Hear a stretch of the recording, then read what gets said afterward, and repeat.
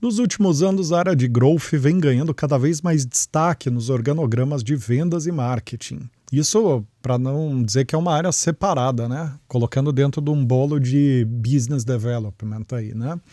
Literalmente ressignificou, inclusive, a forma de fazer gestão comercial das empresas em função disso, né? Começou a se criar uma sistemática própria e nós, né, Lius, inclusive, nos últimos anos a gente está todo ano crescendo exponencialmente o número de a proporção de vagas de growth em relação a vagas de vendas e marketing, né? Uma coisa impressionante, né? Então, nesse episódio aqui, a gente vai ajudar vocês a entender a fundo o que é o growth, né? E a sua conexão com vendas e marketing, principalmente como cultivar essa cultura de crescimento dentro das empresas. E o nosso convidado super especial para isso é o Guilherme Soares, vice-presidente de growth da Contabilizei, o maior escritório de contabilidade do país, e que mesmo após assumir a liderança do segmento, né, continua liderando em termos de velocidade de crescimento. Então temos muito o que conversar aqui com o Guilherme, com a Contabilizei. Fique por aí para acompanhar tudo sobre growth.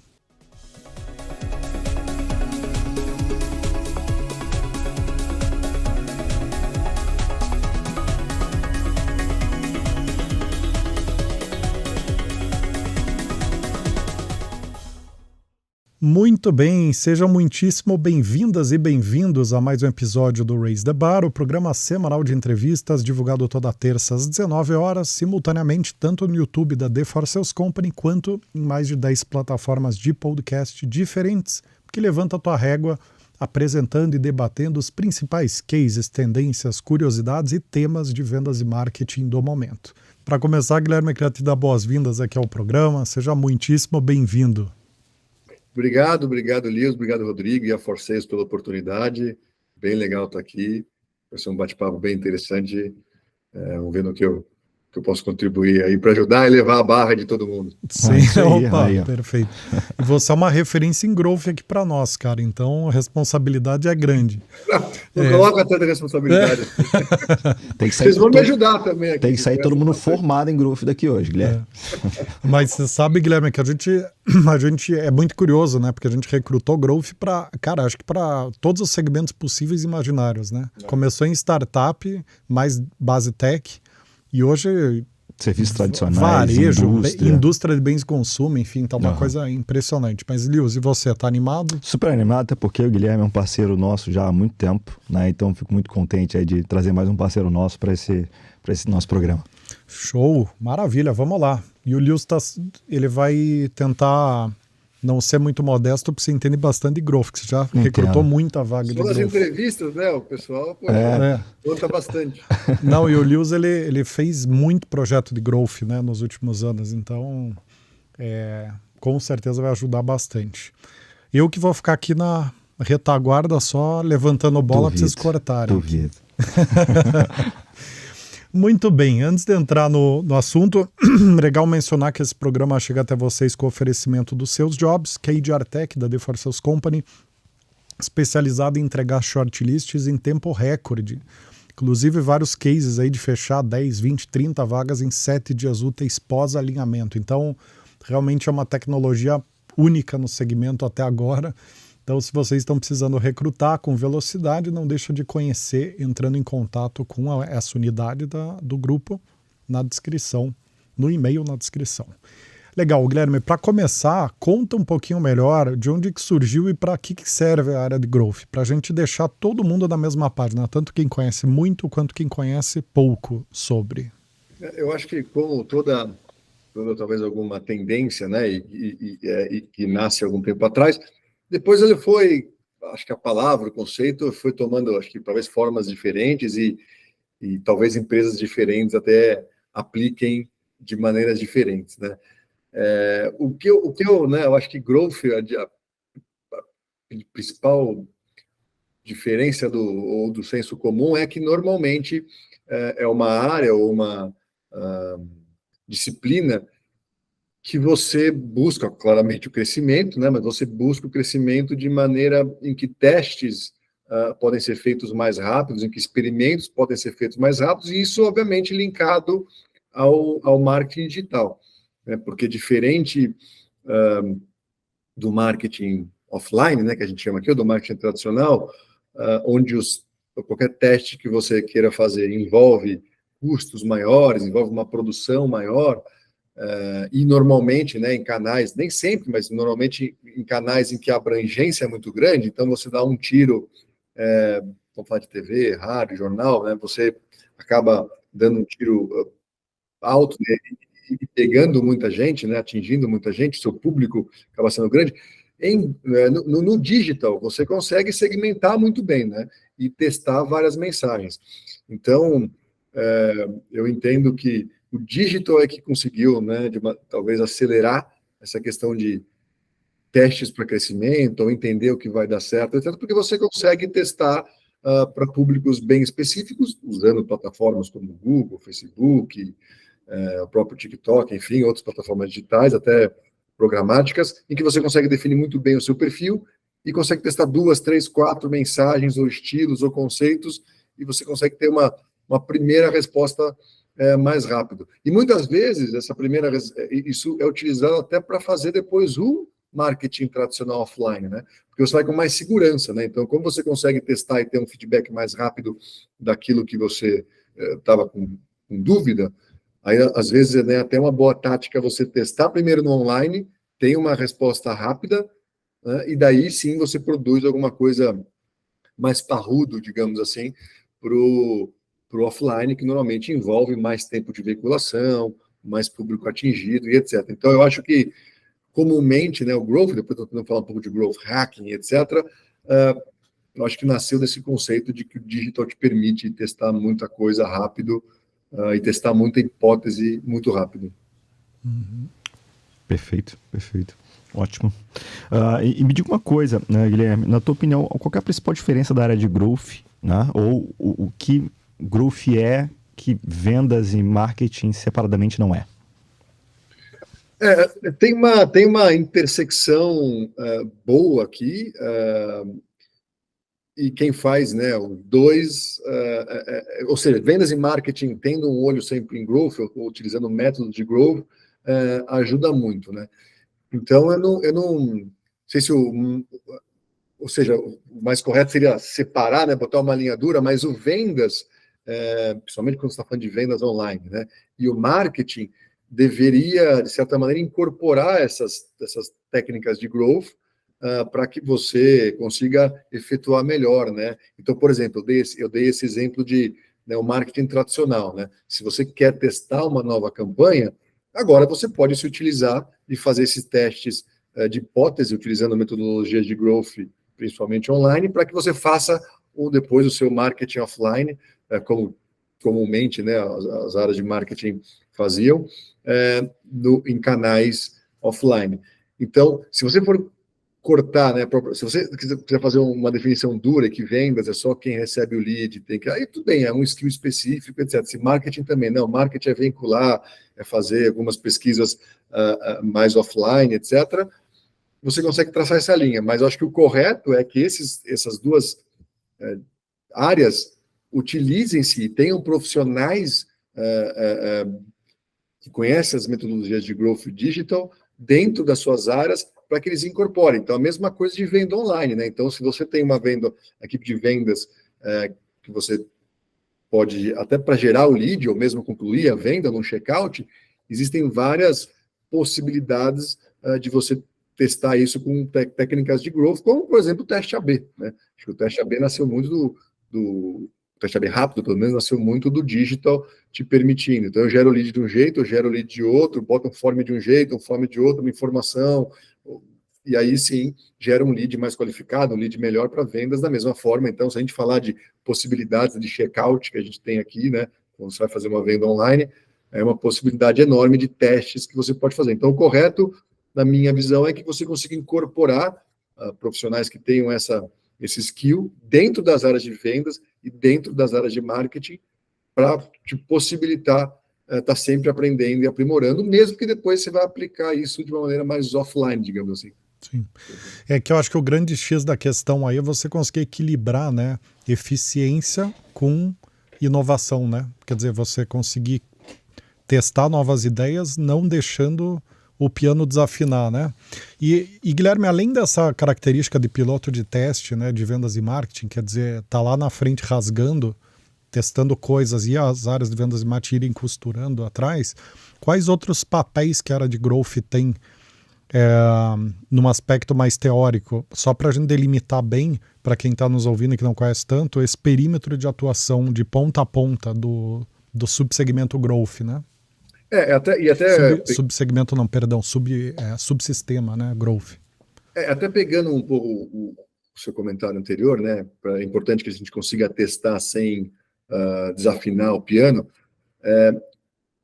O que eu acredito, e a maneira que a gente opera aqui, é que esses profissionais que eles fazem o experimento, que eles estão buscando coisas diferentes, estão buscando aprender, eles não têm obrigação de, digamos, batida de dia a dia. O que não quer dizer que as lideranças não estão se conversando. Então, nas lideranças, né, uma vez por semana, por exemplo, inclusive acabei de sair de uma reunião dessa, a gente junta a liderança, por exemplo, de vendas, com o pessoal que hoje a gente tem um outro nome, mas que é o pessoal de growth, e a gente ali formula algumas hipóteses, né? Depois, quem vai fazer o teste e quem vai voltar para o dia a dia olhando o CAC, olhando, né, são equipes diferentes. Então, eu acho que a concepção, a análise dos resultados tem que ser conjunta, mas depois a operação tem que ser totalmente separada. É muito difícil você pedir para uma equipe que está ali na operação do dia a dia, que tem meta para bater e etc., ficar pedindo para ela a todo momento fazer algum teste. Inclusive, a gente tem até uma equipe, quando vai para vendas, né? A gente tem uma equipe de testes de conversa com leads, por exemplo. Então, você tem a equipe core rodando, os gestores ali geram algumas ideias, algumas hipóteses, e isso vai para uma equipe de growth aqui. Então, a equipe de growth aí começa a fazer os testes.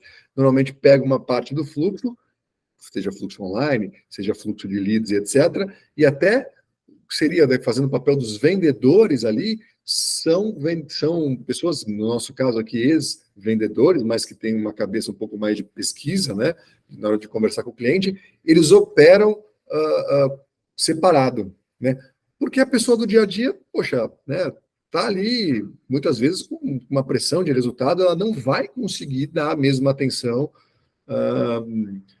para uma coisa nova e que não foi testada e que, fundamentalmente, né, a gente acerta o quê? 20%, né? A gente testa 5% para conseguir 1 sucesso, né? Acho que isso faz parte também da cabeça do profissional de growth. Então, para fazer isso funcionar, na minha visão, e não desafinar o piano, para mim tem que ser, na operação, uma área apartada de ponta a ponta,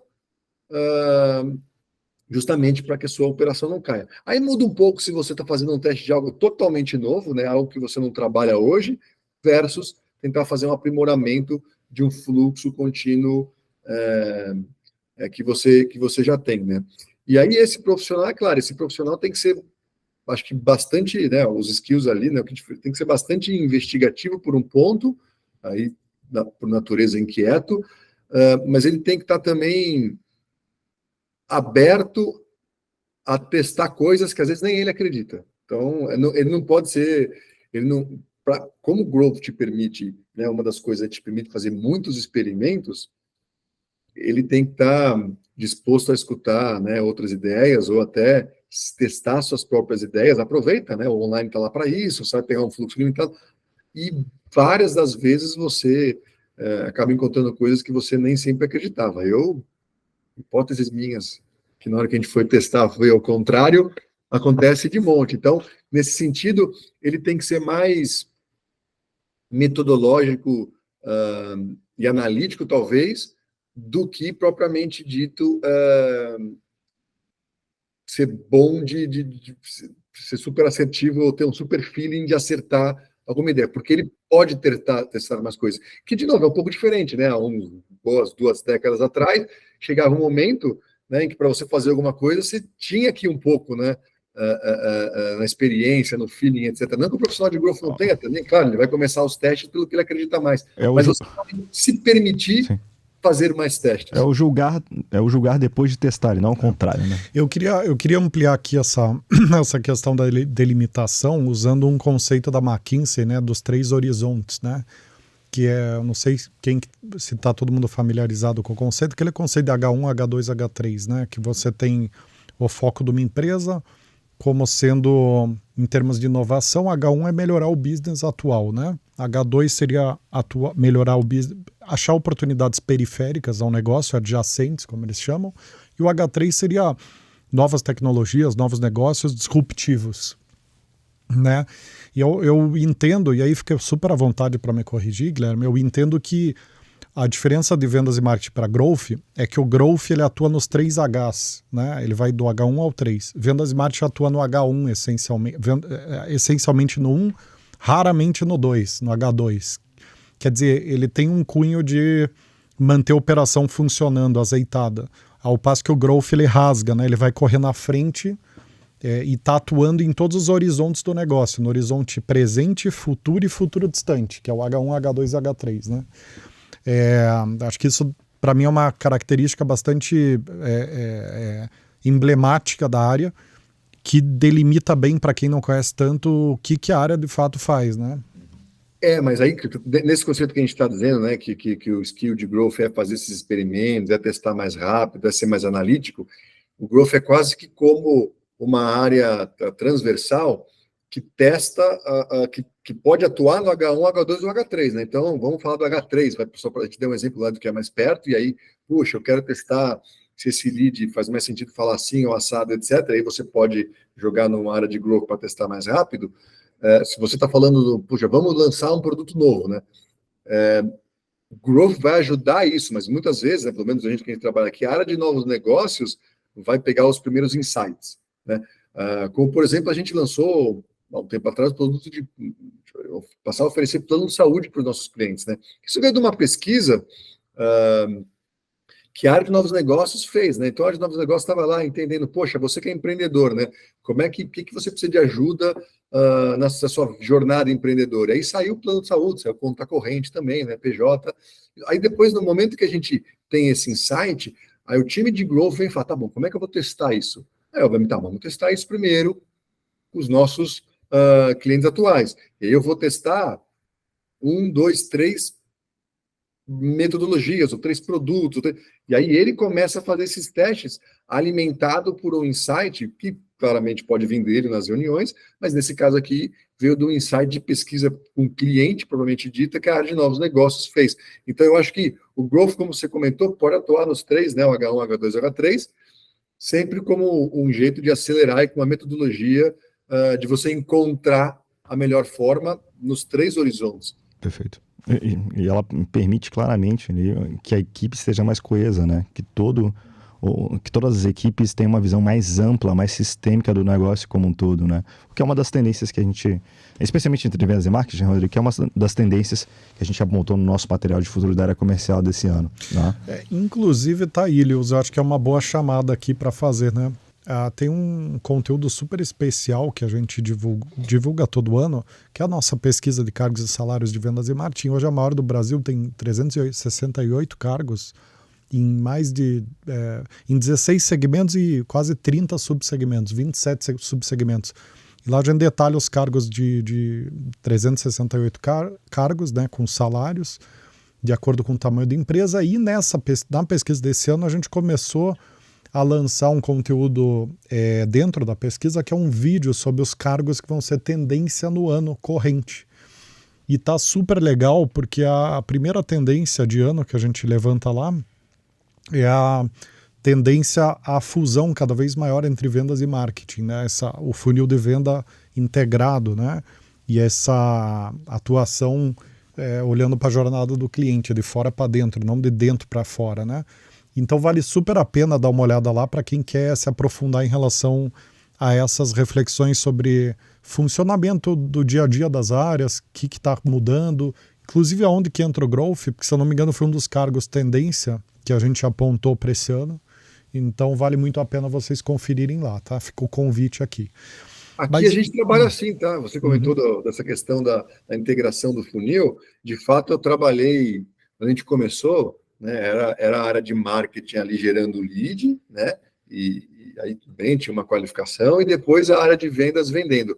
E as análises meio que separadas. Eu criei uma área inclusive com profissionais dessas duas frentes que entraram aqui, que é uma área que ele olha o funil como um todo. Então, o primeiro responsável por dizer aqui, puxa, eu acho que a melhora está aqui, até de fazer a integração, né, do tipo, puxa, a gente vendeu menos ou vendeu mais porque mudou o perfil de lead chegando aqui. É essa área apartada que olha o funil como um todo. Apartada não, né? Na verdade, eles trabalham junto, como se fosse, né, o nosso chat, a gente não usa, mas como se fosse o nosso Slack, tem as três, né, junto aqui, mas é essa área que está olhando ponta a ponta, que é responsável por dar o primeiro diagnóstico ali da onde pode estar, e isso fez uma diferença brutal aqui para a gente, melhorou muito o nosso trabalho do dia a dia, quando a gente integrou essa análise, os times se conversam melhor, entendem melhor, né? Tem alguém que está, de fato, olhando, né, o que eu fiz aqui ou aqui que afeta o todo. Então, pelo menos para a gente aqui, funciona muito bem. Acho que seria legal tangibilizar, Guilherme, o quanto de fato melhorou, porque é luxuoso, né? É um luxo você ter a equipe de vendas, a equipe de marketing, e tu ter essa equipe em paralelo, tendo essa licença poética para estar testando, né? A grande maioria das empresas acaba não tendo isso, ou acaba não conseguindo tangibilizar o quanto isso de fato vai trazer de retorno, né? O quanto trouxe para vocês, de forma prática, de retorno, ter essa equipe dedicada? Eu acho que trouxe a primeira coisa que depois gerou retorno foi o dia a dia, né? A gente tinha ainda bastante discussão entre vendas e marketing de aonde estava o problema, né? E aí, tendo essa visão integrada, ficou fácil, né? Não parece que antes, né, o lead vinha, morria, e depois nascia um outro lead aqui que tinha uma vida diferente quando alguém tem que... Então, até as nossas reuniões, etc., ficaram mais eficientes.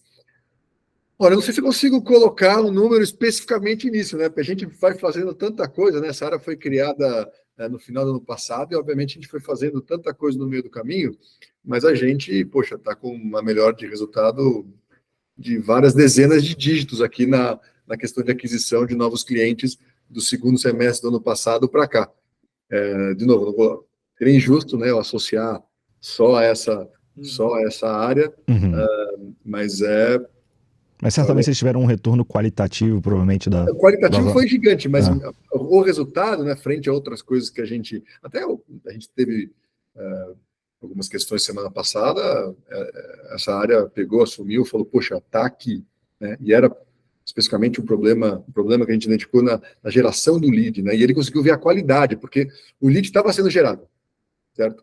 Mas vendas falou, poxa, não está vindo com a mesma qualidade. E aí, essa área consegue, né? Porque, obviamente, a gente tem um modelo aqui que vê da onde está sendo gerado, com qual perfil. Ele fala, não, é verdade, está sendo gerado mais desse perfil aqui, que não é bom para vendas da maneira que a gente está estruturado hoje. Mas aí ele consegue dar sugestões do tipo, bom, então marketing, né? Marketing digital, tenta fazer, né, alguma mudança nesse sentido aqui, aí eles são expertise e tentam fazer, e vendas. E se a gente testar uma mesa diferenciada só para atender esse tipo de lead? Aí vem a equipe de growth. Ele empresta os 2, 3 pessoas de teste, a gente desloca, e aí essa área integrada consegue depois fazer a ponte se funcionou, né, tanto a mudança de perfil de lead, como esse lead diferente vender um pouco mais. Então, isso para a gente está sempre gerando insight, e a gente mudou muito, inclusive, a maneira como a gente organiza as mesas depois da criação dessa área. Eu estou percebendo uma coisa aqui, Guilherme. Você deu o tom ali no início da conversa, quando você falou que cada empresa tem uma área de growth diferente. E, de fato, tá me parecendo aqui que o cunho do growth da Contabilizei, ele é bastante orientado a H1, né? H1, um pouquinho de H2 ali, né? Quer dizer, que a gente está discutindo especificamente quando vendas e marketing. Aí eu tenho uma área de novos negócios, que, por exemplo, lançou um plano de saúde, que lançou esse nosso novo produto, que é o Expert, que aí nasce a ideia em novos negócios. Tá. Que ela é uma vice-presidência também, né? Ela não está embaixo, de growth. De mim. Ah, está embaixo de você. Ah, então, ótimo. Por isso que entendi. Na verdade, eu agora...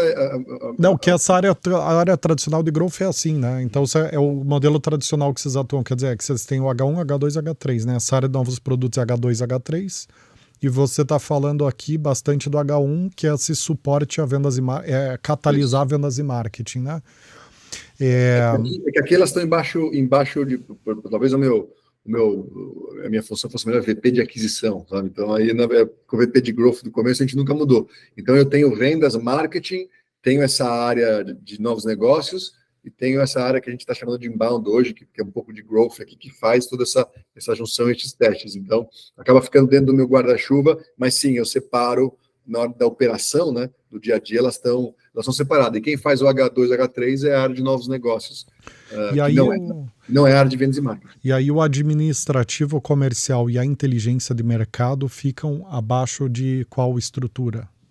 A inteligência de mercado fica abaixo da área de novos negócios. Esse administrativo comercial, ele está dentro dessa área de growth, digamos assim. Ah, legal. Então vira um... Eu entendi o conceito, né? Quer dizer, essa vice-presidência de growth, ela tem vários subsistemas de suporte, e além da característica original do growth, que é essa questão do fomentar o crescimento baseado em suporte e sondagens de mercado e testes, ela também tem essa área de suporte ao H1 ali dentro do guarda-chuva, né? Isso, mas aí eu acho que é uma coisa, e até uma coisa nossa que a gente não atualizou o nome da VP, né? A VP ficou com o mesmo nome de 4 anos atrás, e a gente foi pegando mais coisa aqui, talvez. A growth está dentro dessa VP de aquisição. E você comentou do mercado tradicional, né? Eu estou em startup já há 5 anos, mas um dos principais problemas que eu via, e eu fui consultor há muito tempo, né? É você pedir para as áreas que estão no dia a dia, para essas áreas fazerem esses testes e esses estudos, né? O gestor não consegue, né? Ele consegue ter a ideia, ele consegue discutir, perfeito, mas depois do dia a dia, né? A gente sabe, sempre estoura um cano, sempre tem alguém que fala. Então, no dia a dia, ele não consegue parar e dedicar cabeça e tempo para executar o teste que ele está querendo fazer, um teste de growth, um teste de crescimento, né? Eu ia chegar justamente nesse ponto, só que no âmbito da gestão, né? Facilita a gestão de time também, porque tem gente que não suporta ficar toda hora testando algo novo. Mas aí eu acho que entrou num assunto de grande know-how nosso aqui, né, Lewis? Porque como a gente entrevista muito candidato, para nós é nítido e cristalino, é exatamente isso que você falou, no seguinte sentido: a gente tem aí 3, 4% dos profissionais que a gente entrevista que a gente chama de polivalentes. São pessoas que têm um bom equilíbrio entre raciocínio lógico, inteligência prática e criatividade, e esse tripé faz com que ele consiga testar novas coisas, ter ideias e chutar para gol, que é o prático. Mas é 3, 4%. Aí, que curiosamente, daí que surge o nome Force Sales, né? Curiosamente. Porque é os 4% polivalentes, né? Que no final do dia é o sonho do recrutador, né? Achar essa pessoa que consegue chutar, cabecear, defender o gol, porque é aquele cara que encaixa em várias vagas, que faz a diferença nos clientes que a gente tem, né? E aí, agora, totalmente em linha com o que você falou, a gente tem 70% dos profissionais que tem um cunho inteligência prática alta, excelentes chutadores a gol e armadores de jogo medianos para ruim, que é raciocínio lógico e criatividade. Quer dizer, eles não conseguem ver o todo ao mesmo tempo que chuta para gol. E a gente tem os 20% ali que são pessoas que são criativas e lógicas em excesso, e daí tem um chute a gol meio quadrado, né? Que são pessoas muito teóricas, muito abstratas, que às vezes têm dificuldade de aterrissar aí uma ótima ideia numa boa uma estratégia que funcione para gerar o gol.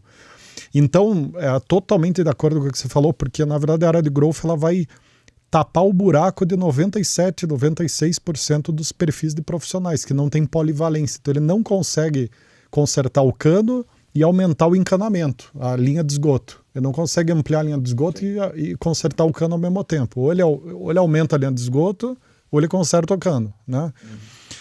Então de fato... E mesmo os polivalentes, né, se ele tiver na execução do dia a dia, ele não vai conseguir fazer. Ele vai ter ideia, mas ele não vai conseguir parar, dedicar tempo, parar uma equipe, porque o dia a dia é muito demandante. Então,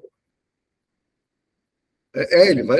Mas aí o que acontece, né? Você tem que testar uma coisa nova, mas caia o resultado do dia, do mês, ele vai tapar o buraco das horas do dia dele, tentando resolver o problema.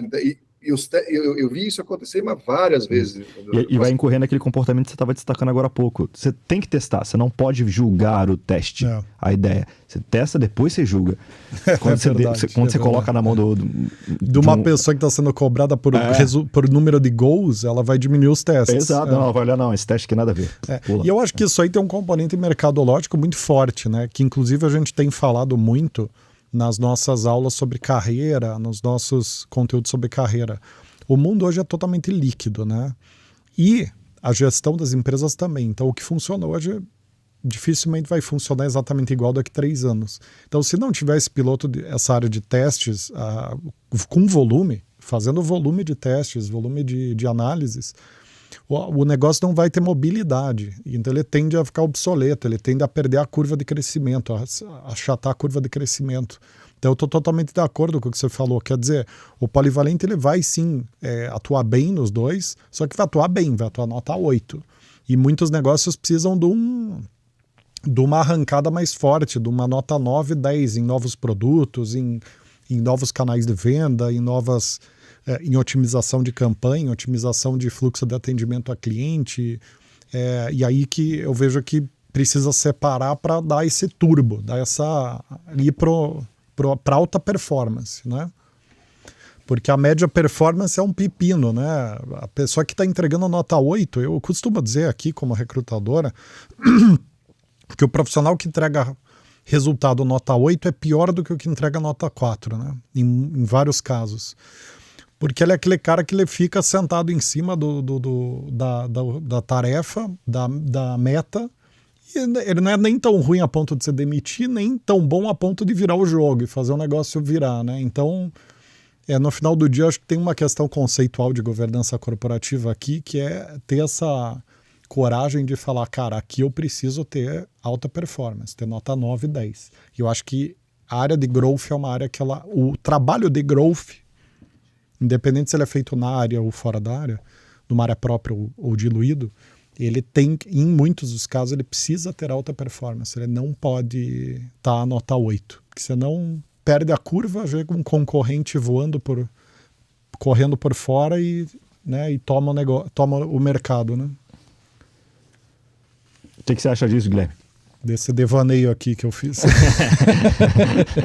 Eu acho que se você até pode, se você tiver a separação bem clara, que olha, você vai fazer execução, né, do dia a dia, e ter uma área separada que vai fazer os testes, aí sim essa área não precisa ser uma área grande, normalmente tem que ter profissionais rápidos, né, profissionais muito bons, você acaba conseguindo ter essas novas ideias, esse crescimento, porque é essa área aqui fazendo, né? E aí, obviamente, o profissional do dia a dia, o que ele tem que ter, sendo nota 8, nota 10, se for nota 10 é melhor, claro, o que ele tem que ter é a abertura para não só permitir os testes, mas também depois assimilar, né, o que precisa ser feito para melhorar. De novo, né, como consultor, passei aí por 20 e poucas empresas, aí eu, como consultor, né, sempre tem alguma mudança que sugere, etc. Tem, né? Ele sendo nota 8, nota 7, nota 10, se ele consegue aceitar uma melhoria e depois implantar, ele tem um papel importante, né? O problema é também, né, além dele... Normalmente o nota 10, claro, ele vai entender, vai aceitar e vai fazer, mas o problema é aquele que não quer aceitar a ideia de outras pessoas, né? Ou não quer permitir que a outra área faça teste, né? Porque a área de growth, se você vai fazer em cima do horizonte 1, né, que você comentou, ele vai precisar ter a permissão para tratar um pouco o fluxo core, digamos assim, né? Então ele vai precisar falar, posso pegar 10% do seu fluxo de leads, do seu fluxo de venda, do seu fluxo qualquer que seja, e fazer um teste. Se ele não deixar, você tem alguém que está, na verdade, atrapalhando o processo de growth, mesmo que não esteja na mão dele, né? Mesmo que esse processo de growth esteja na mão de uma outra área, ele vai prejudicar. Agora, se ele entende, né, que aquele é o papel dele, é o papel de garantir o dia a dia, que é difícil, gente, não é? Parece que garantir o dia a dia parece que é depreciativo, mas não é, né? A pessoa que consegue garantir o dia a dia com qualidade já é na minha opinião, tem um papel muito bom para ele.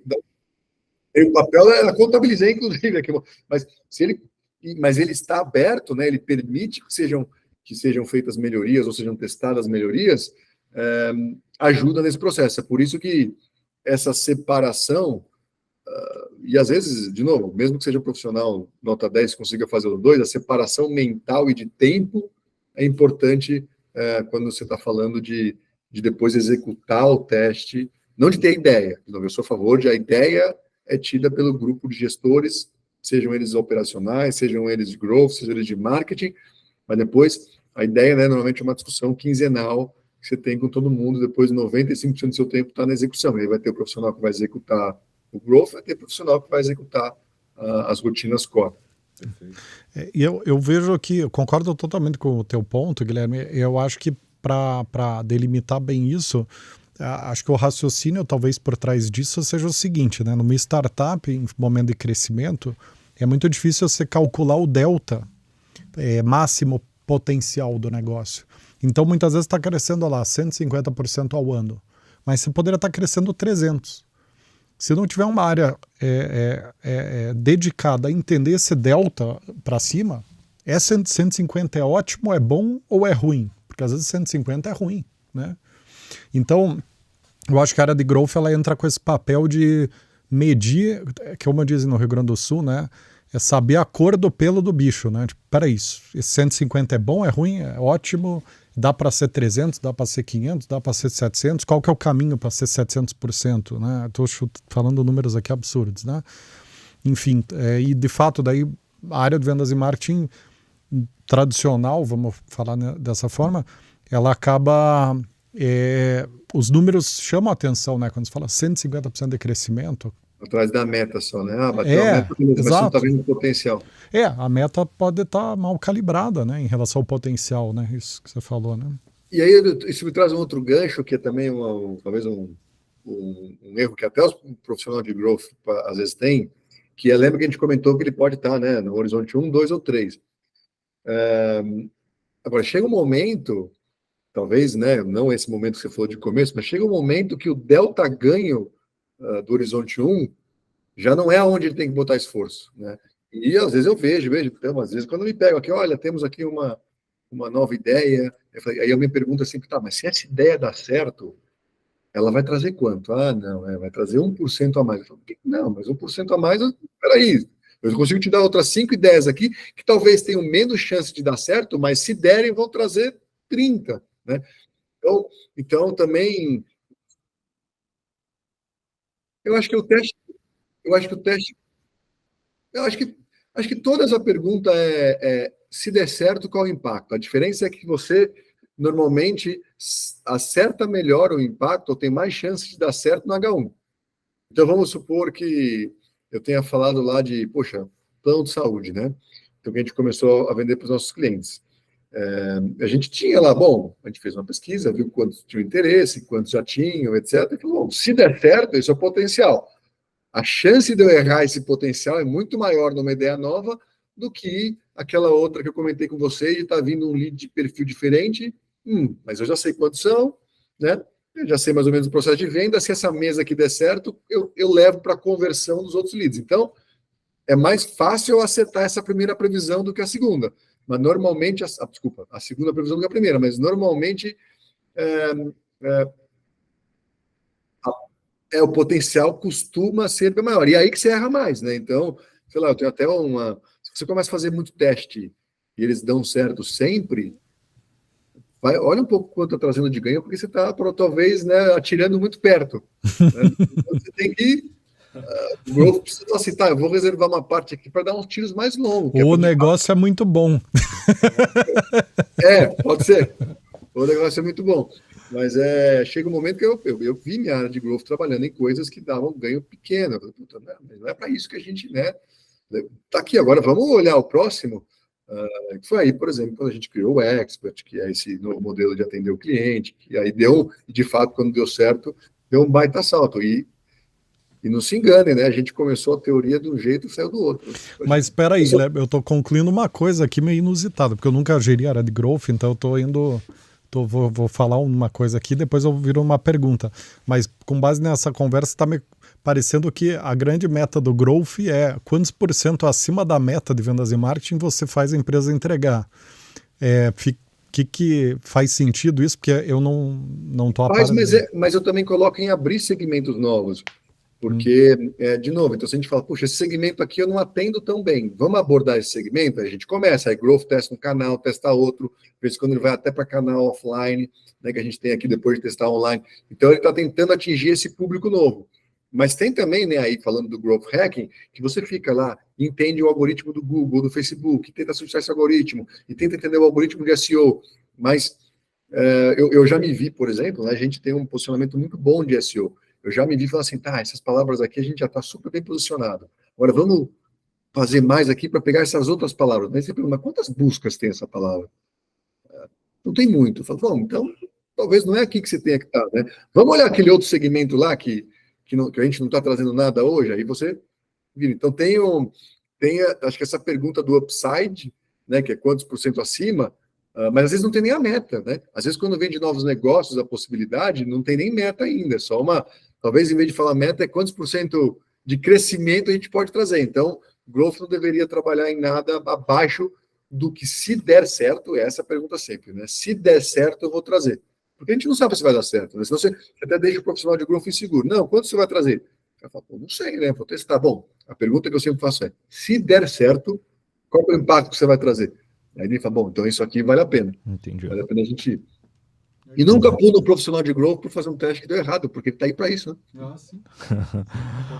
Falando em teste, Guilherme, você como gestor da área na Contabrasei há mais de 5 anos, certamente, quanto à estruturação, à organização do departamento, né? Você mesmo mencionou que já não é mais growth, é aquisição, já ampliou, né? Você testou muita coisa nisso, né, nessa tua gestão. O que você teve de aprendizados, né, depois desses 5 anos, quanto à gestão da área, né, quanto à organização dela?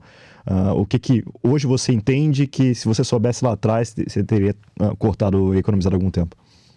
Eu acho que se você está fazendo muito de coisa online do H1, menos o que eu vou falar agora, mas se você está falando de coisas mais H2, H3, mais para você partir do seu primeiro set de hipóteses, é escutar o cliente, dependendo do que for, né, ou lead que você quer atingir.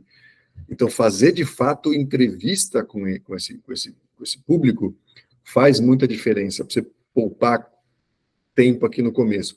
E não é natural, tá?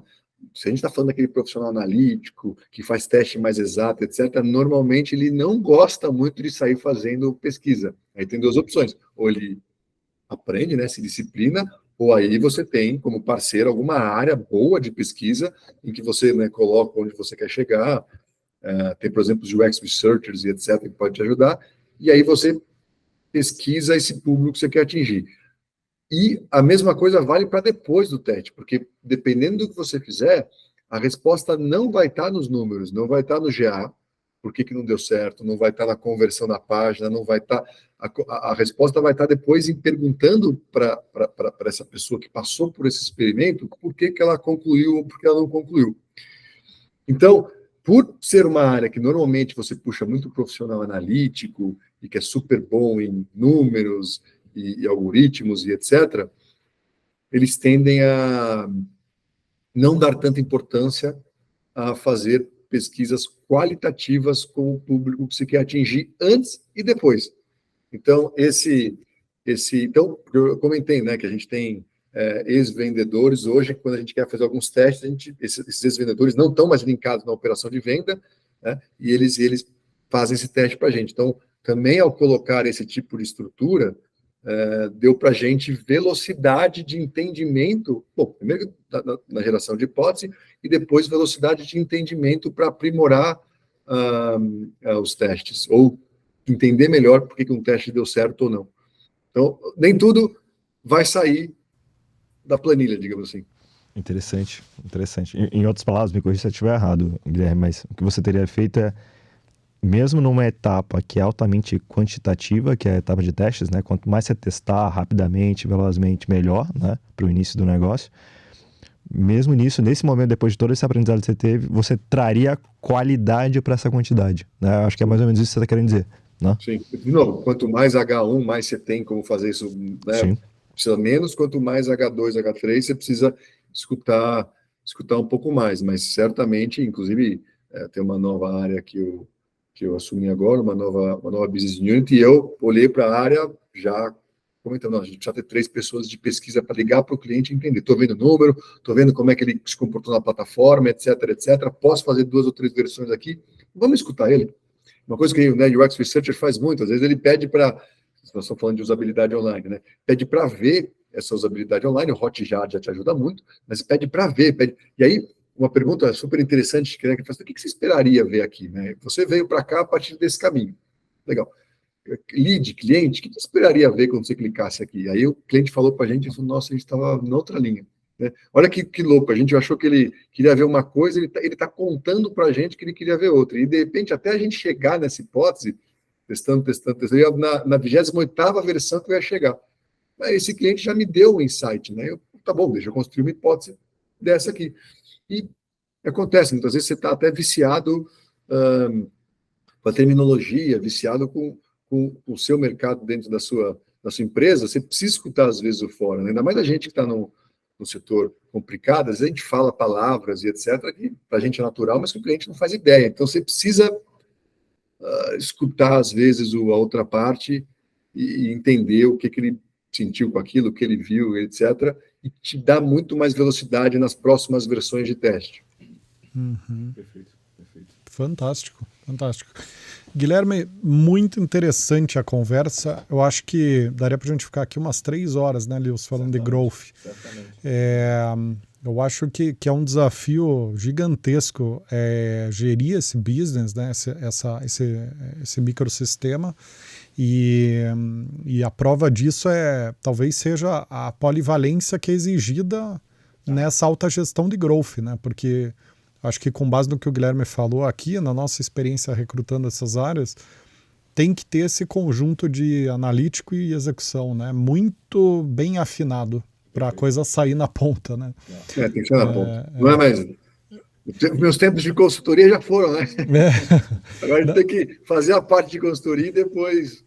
tem que entender muito de PowerPoint e muito de Excel ao mesmo tempo, né? As duas coisas. Também. PowerPoint um pouquinho menos, que a gente apresenta menos, mas Excel bastante. Maravilha. Guilherme, quero te agradecer muito aqui em nome do time da ForSales e também do programa, né? Super legal o papo.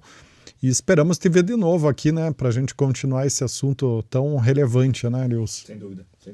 Guilherme, muito obrigado, viu? Bacana, agradeço de novo o convite. Rodrigo, Lewis, ForSales, estou à disposição. Combinadíssimo, vamos te incomodar para você voltar aqui. Muito bem, chegamos ao final de mais esse episódio do Raise the Bar. Se você gostou do episódio, curta, compartilha, segue o canal da The ForSales Company no YouTube e nas principais plataformas de podcast para acompanhar toda semana os principais cases, tendências, curiosidades, temas e boas práticas de vendas e marketing do momento. A gente se encontra no próximo programa. Um abraço a todos e todas e até lá.